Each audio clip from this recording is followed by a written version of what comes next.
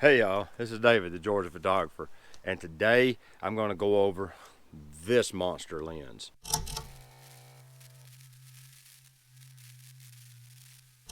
Alright, what this is going to be my thoughts / review of the Nikon 200-500mm f5.6 super zoom or super telephoto lens that they produced in the I think it came out in 2015.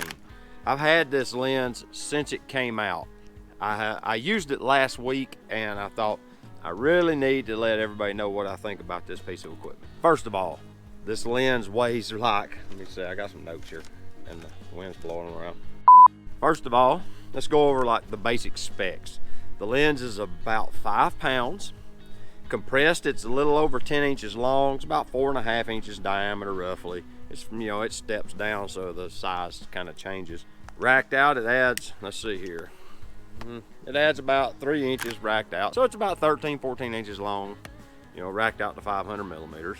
It does have this wonderful little 200 millimeter focal length lock switch. What that does is that keeps the lens from getting like creeping out on you. Let's see, it doesn't have much lens creep, but as time goes on, all these super zooms will drift over time. When you work them, they get used. But you lock it and it doesn't drift around in the bag or what have you. It gives you the manual auto manual switch. And I'm not really sure why, because in manual auto, it's still in manual focus. This ring here is the focus ring, and it drives the focus, whether it's in manual focus or autofocus. So you might as well just leave it in autofocus. I don't know. They do it. I don't know why, but they do. Then you got your full or your infinity to 6 meter limiting switch. What this does is, if you put it on the 6 meter to infinity, it won't focus any closer than 36 feet, 6 meters, give or take a little. What that does, that improves focus response time. Say you're shooting distant subjects like deer across a field or something, and there's not going to be any within 35 foot of you. You'll throw this switch, and it won't focus inside of that range. That's all that does. I run it on full most of the time. I've got the VR on all switches next, and of course you got the normal and sport mode.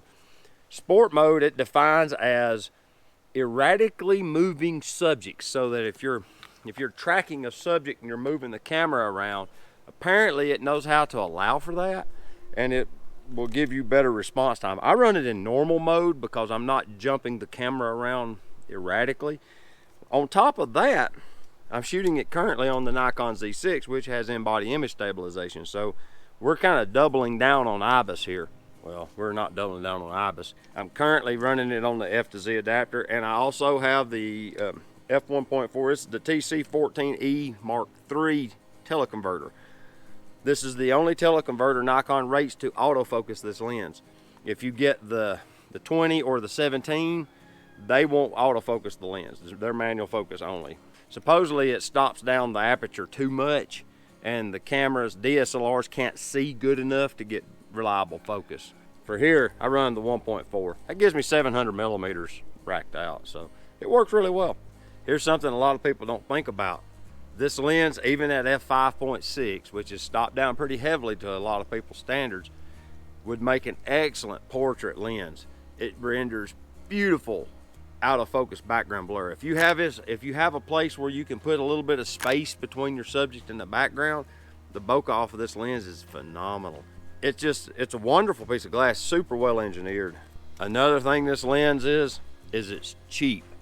Considering what you're getting, this lens is $1,400 in 2020.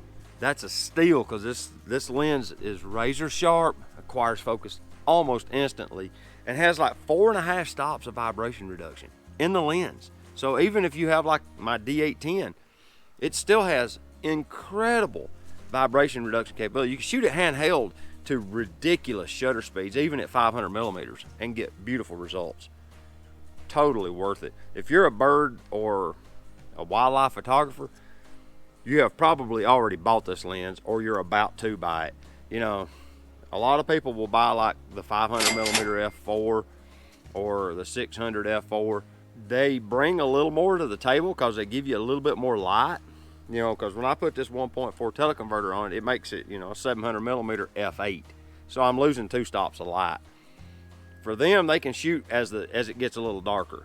I can't do that because I'm, you know, you have to pump your ISO up to make up for it. That's the only thing they gain over this lens, in my opinion.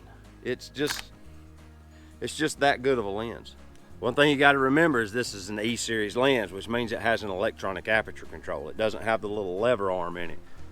What that ultimately means is you can't buy a dumb adapter to run it on like a X-T3 or something else, you know, a competitor product camera, for instance, and get aperture control. It's just going to be stuck at one aperture setting the whole time it's on your other camera. My recommendation is, if you're into wildlife or shooting distant subjects, like I was photographing surfers in Hawaii a couple of years ago with it.